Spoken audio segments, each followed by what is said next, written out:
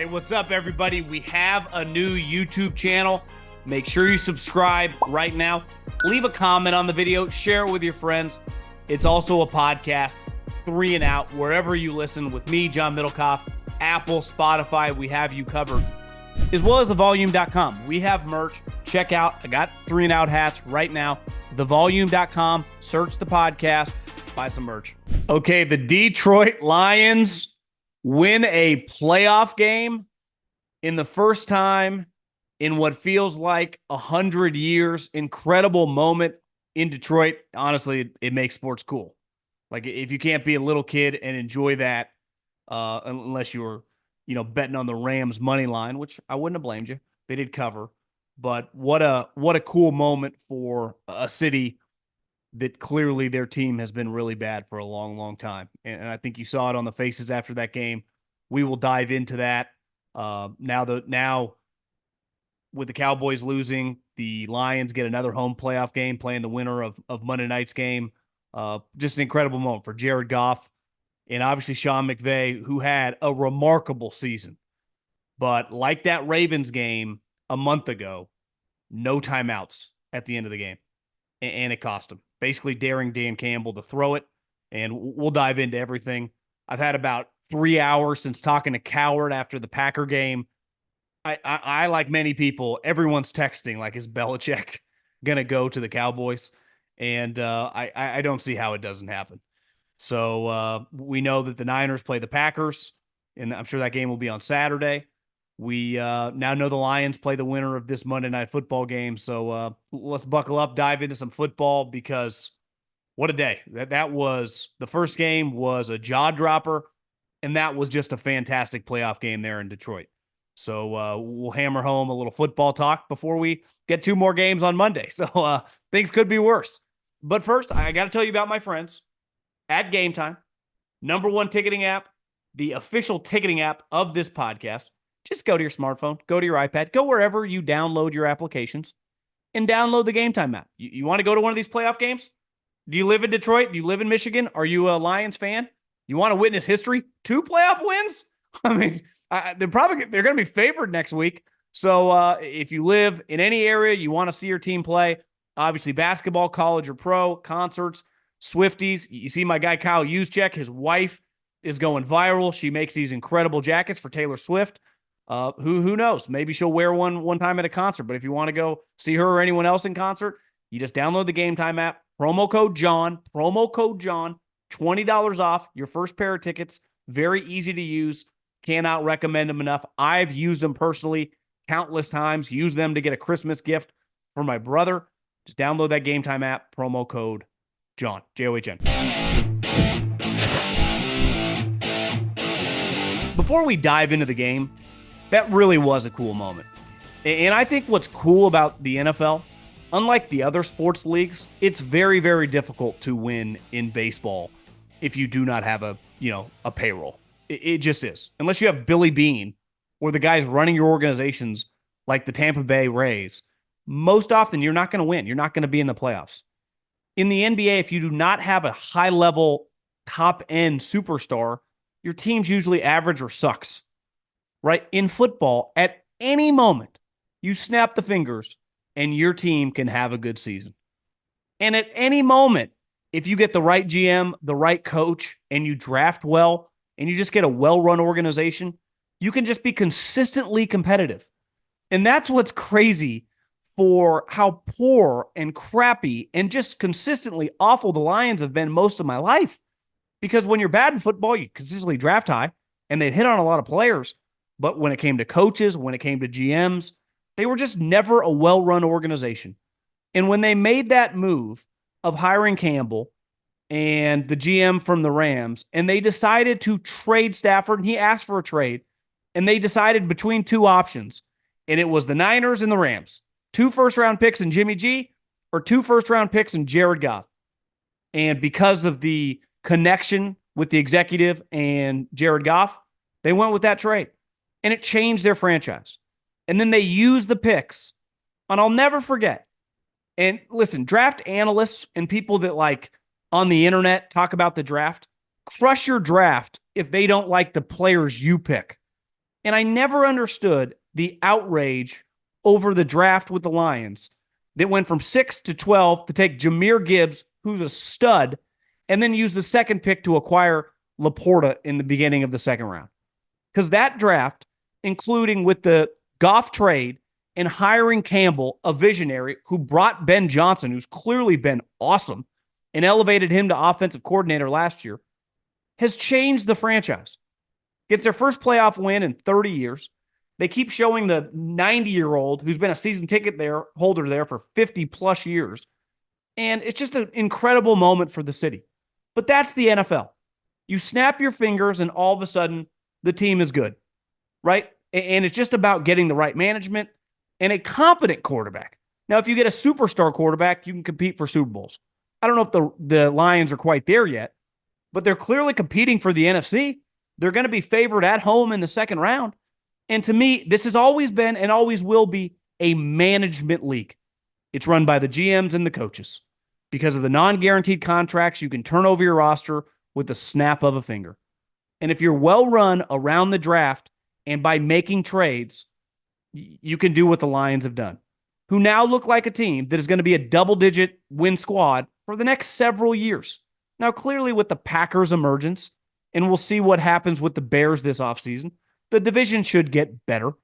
And the Vikings looks like they have, good management, a solid head coach, and Brian Flores clearly a good defensive coordinator. So it's actually a pretty good division.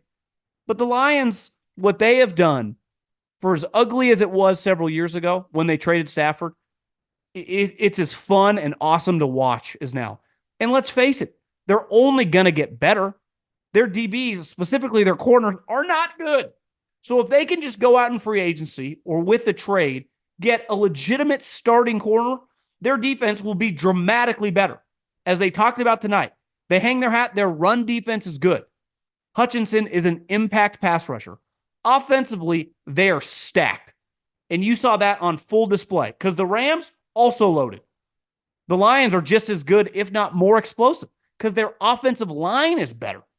And because Jared Goff, for a quarterback who's been in the league that long, doesn't cost that much and is more than competent when you can run the ball, have running backs that can catch, and protect them. He's not Matt Stafford. Like you saw tonight, there's a talent gap. Matt Stafford, when he's playing like he did tonight, and he did down the stretch of the season, is as good as any quarterback in the league, right? He can get turnover happy, but when he's not turning the ball over, he can go toe-to-toe with any dude in the NFL. Mahomes, Allen, Lamar, you name it. We've seen him down the stretch of the season. He did it.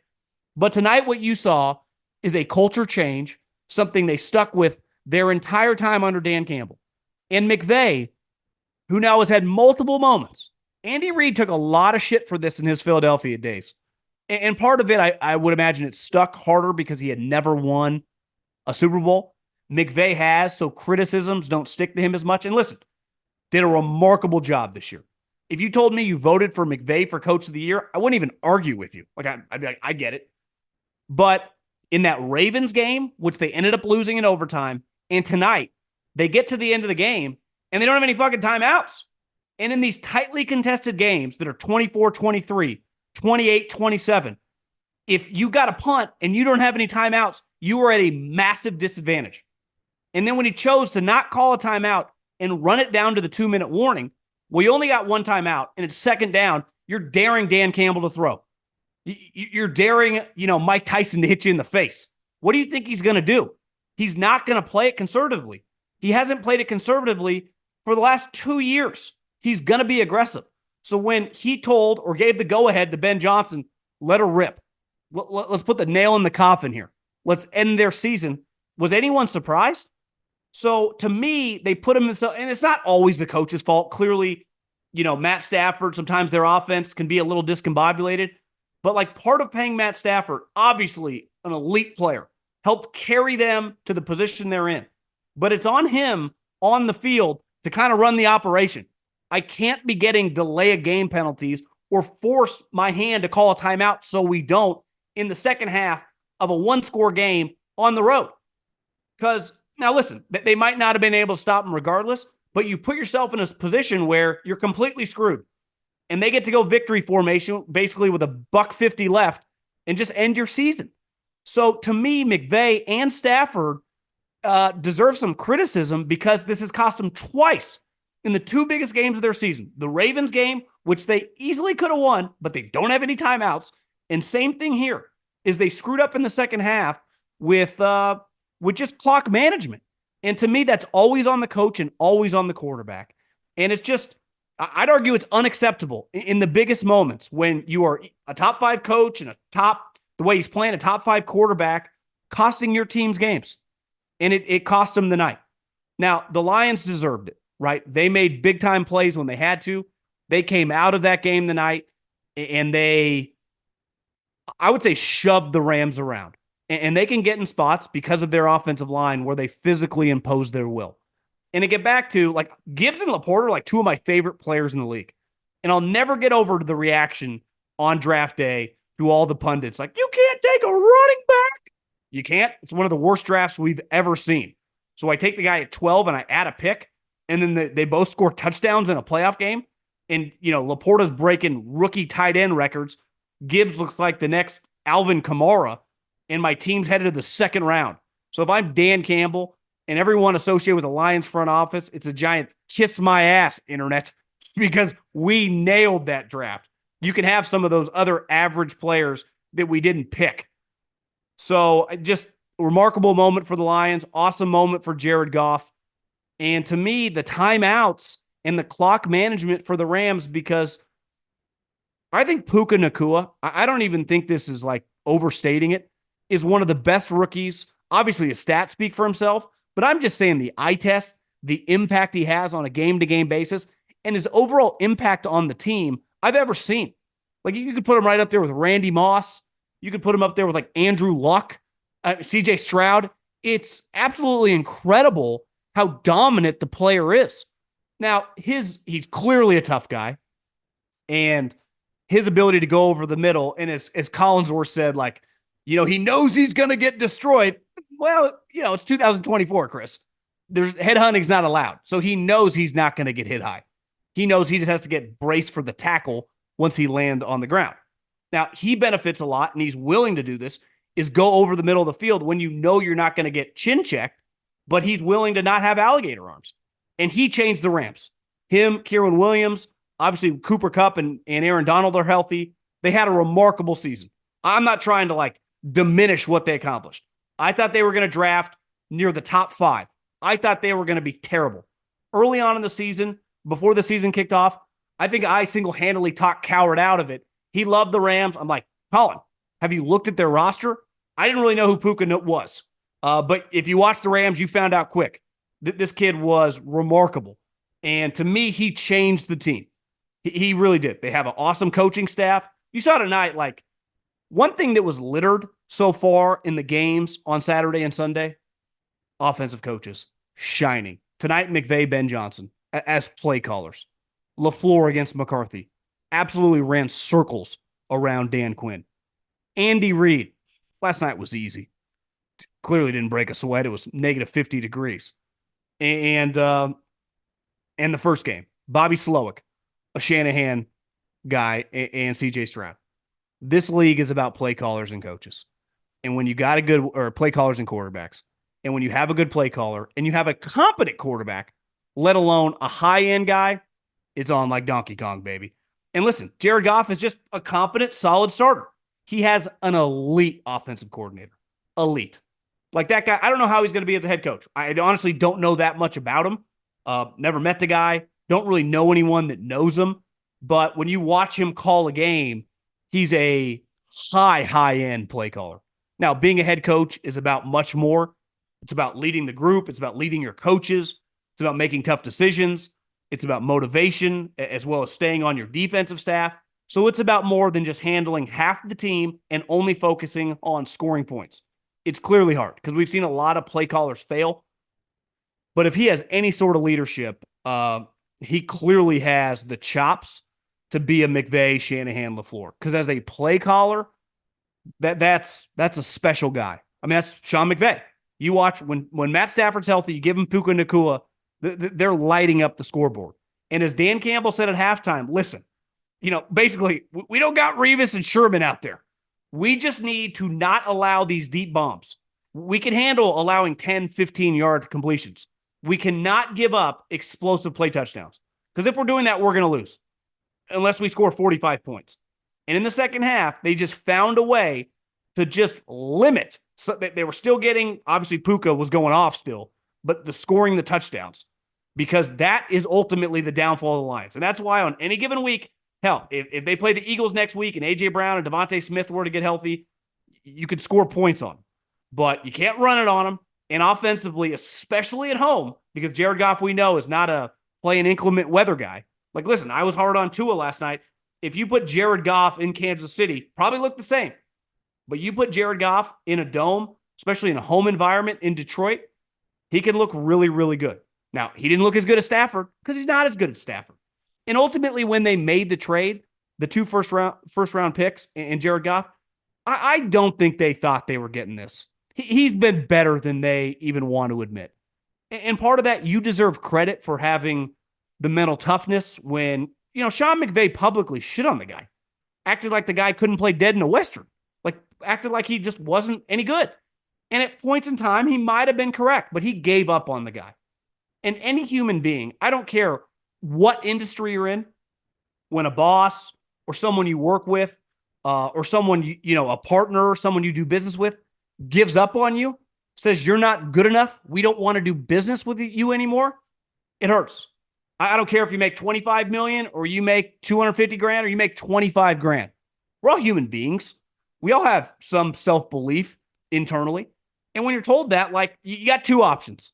You either can kind of go the revenge route, like, okay, wait and see, right? I'm going to dust myself off, dig myself out of this hole, and you'll see.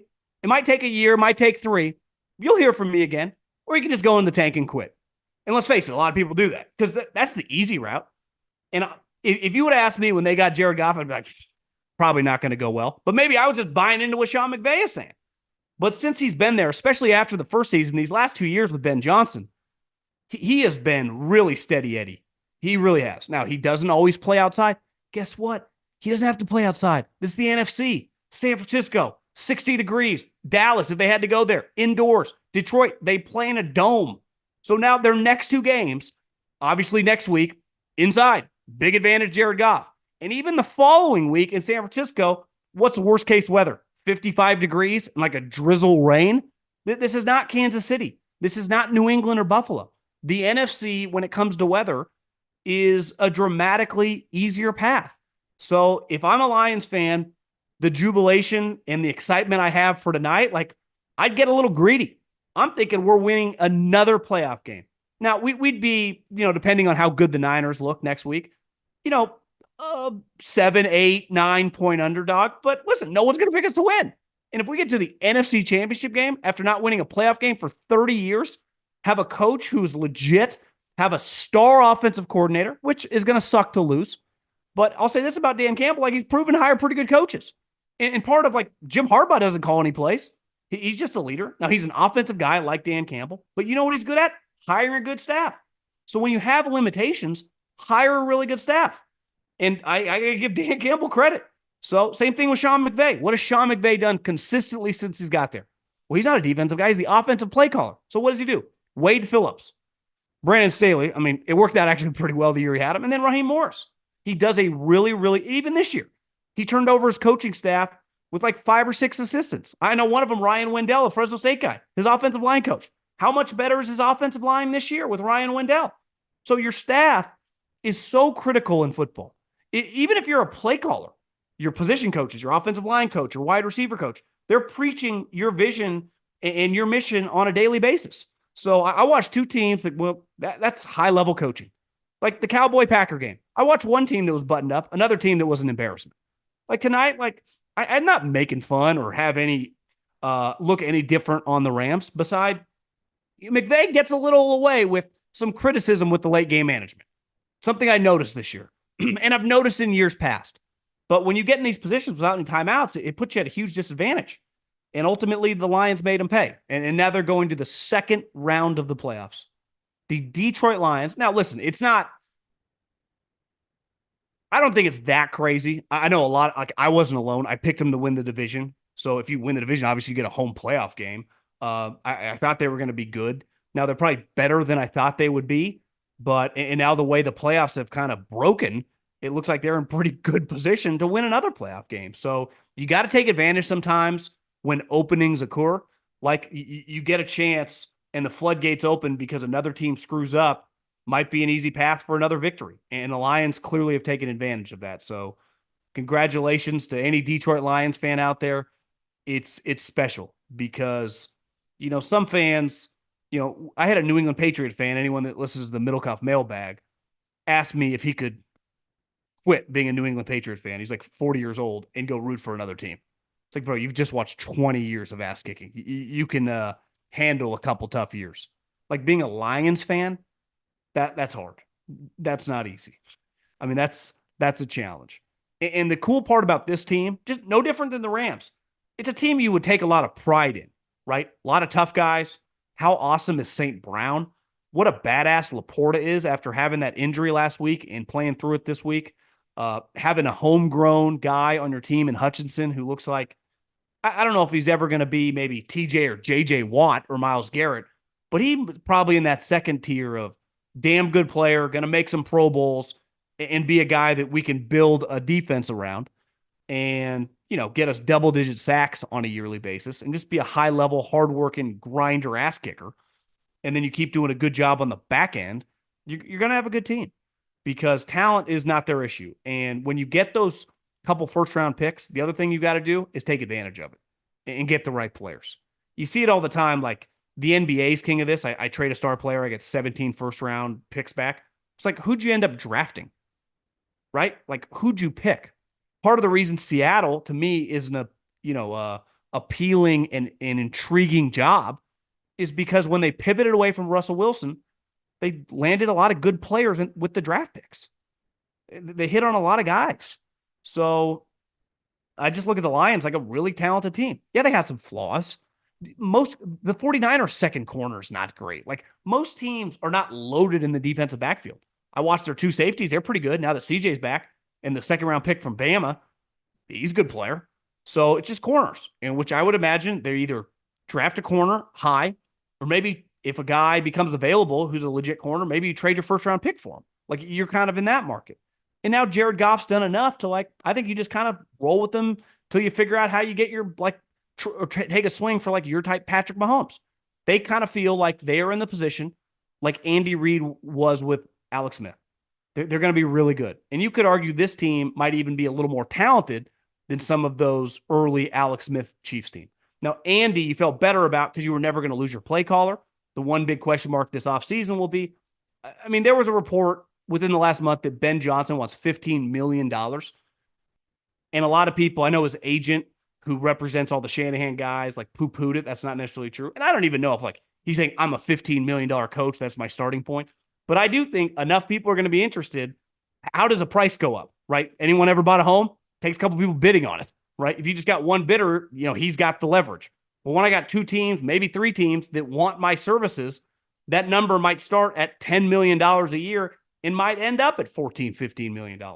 So when the dust settles, I would imagine Ben Johnson is a very, very highly paid head coach next year because they're just going to be teams that are going to want him to be their head coach because this is what Colin hammers home. And it's clear when you just watch the NFL, those type coaches, when you get it right, you're set because I can never have turnover with my offensive coordinator once my quarterback starts playing well. It's the big question with Nick Sirianni. I ask it over. What does he do? It's why a lot of people think that if they lose tomorrow, he's going to get fired. And I also think, speaking about that, and congrats to the Lions, I just got to keep saying that because they deserve it. 30 plus years, no playoff wins. Think about the Jets right now. The Jets are a laughing stock, right? I think they have the longest tenure of time not in the playoffs. I remember not even that long ago, 15 years ago, they beat Brady and Belichick in a playoff game. Think about that. I mean, so you can make fun of the Jets. They were in back-to-back AFC championship games, right? In the late 2000s with Rex and Mark Sanchez. So the shittiness that the Lions fans have had to go through, I just don't think we'll ever see it again. Just go around the league. Look at all the crappy teams. How the Houston Texans have made the playoffs a bunch over the last half decade. The Jags were in an AFC championship game not that long ago. Tampa Bay, who sucked forever, won a freaking Super Bowl and signed Tom Brady. So it's a remarkable achievement when you get out of the depths of sucking in sports. DraftKings Sportsbook, an official betting partner of the NFL playoffs, is bringing you an offer to help make the playoffs electrifying. New customers can bet $5 on any game and get $200 instantly in bonus bets. Download the DraftKings Sportsbook now and use code JOHN. New customers can bet $5 to get $200 instantly in bonus bets. Only on DraftKings Sportsbook with code JOHN JOHN. The crown is yours. I do think the pressure on Sirianni tomorrow, because you can't lose to Tampa Bay and keep your job. I truly believe that. I saw Will Compton. He posted something on Instagram. He thought it was crazy. He can be sarcastic and screw around, but I think he was being serious that Nick Sirianni was on the hot seat. And I don't think it's that crazy. I really don't, because now I think people look back and see so much of his success was predicated on Shane Steichen. And once he loses them, the offense, starts in a tailspin, and then he starts losing the team. And I think the pressure now with the Cowboys losing this game, I just have a hard time thinking that Jeffrey Lurie and Jerry Jones are not going to want Bill Belichick. I think Jerry Jones is going to sleep tonight. And by the time you listen to this or watch this, the Cowboy job probably going to become available. I don't see how Mike McCarthy isn't fired. If he's not fired tonight after I'm done recording this, by lunchtime at the latest tomorrow. You can't get curb stomped against the Packers, who have a first-year starting quarterback, are over a touchdown underdog, and have a guy, and Schefter tweeted this, and Schefter knows what he's doing. He said, sources have said throughout the year that the decision on Mike McCarthy was always going to come down to how the last game went. Do you know what Schefter's tweeting, essentially? Read between the lines. Mike's done. And he should be. And I don't get joy. This is not Brandon Staley. Mike's won a lot of games since he's been in Dallas. 3 straight years, though. 3 straight years. 2 in the first round. And both his first round exits, even if you want to throw away 2021, that was a while ago, have been at home. I thought coming into this playoffs, he had to win both home playoff games. And I think a huge reason for him, if there weren't any coaches available, just like random coordinators, yeah, I could see them rolling it back. But with Bill Belichick available and Albert Breer tweeting out that the relationship between Bill and Jerry has really, really grown over the years. What is the best way? We talked about this with Jared Goff. You choose 2 things. Either, Bill, you just quit and say, I'm over it. Or you go pure double fingers, revenge, petty mode. Well, when you think of Bill Belichick, who comes to mind? Just walk away, right off to the sunset, count your money, or pure pettiness, revenge, spitefulness. Belichick, think about this. If Belichick went to the Cowboys and were to have them in the NFC Championship and just in the Super Bowl mix in the next several years, if he ever won a Super Bowl with Dallas, to me that trumps Brady's Super Bowl with Tampa Bay. When you factor in the brand, when you factor in how shitty they've been over 25 years in the biggest moments, how they haven't been to a conference championship game in over 2.5 decades, when you talk about the devastating losses over the last 20 years, and when you talk about Jerry Jones, who everyone goes, no one ultimately can win there because of Jerry, which I think is kind of stupid. Jerry Jones had nothing to do with this. And Jerry Jones, who claims he's the GM, he ain't watching film. The people he hires to build his team do a good job. That team has talent. Now, the Dak thing, I can't see Belichick, extending him and giving him big money if he's the head honcho. But here's what I will say. That would be my one concern with Bill, because, okay, Bill doesn't want to get Dak. We've seen him before in New England when he had to figure out the quarterback position. Cam Newton, Mac Jones. I don't feel that comfortable with him making that decision. But if you just give him a capable quarterback, Jared Goff-like, what Jimmy Garoppolo was 3 or 4 years ago, you're telling me that he can't have them competitive? Look at the division. Brian Daboll, everyone on his staff hates him. They're all leaving or quitting. Nick Sirianni is on the hot seat in year 3, and he's a playoff coach. in Washington, who props to the Washington Commanders for hiring Adam Peters. I've known him since I was at Fresno State. He is going to crush it. He's going to be that's a big time hire. You guys, if you're Commander fans, got yourself a star. Got yourself a star. He texted me back tonight too. He's fired up. I'd be excited for Adam Peters. I'd bet the house on that guy. It might not be next year. It might take a couple years. Obviously, you got a long ways to go.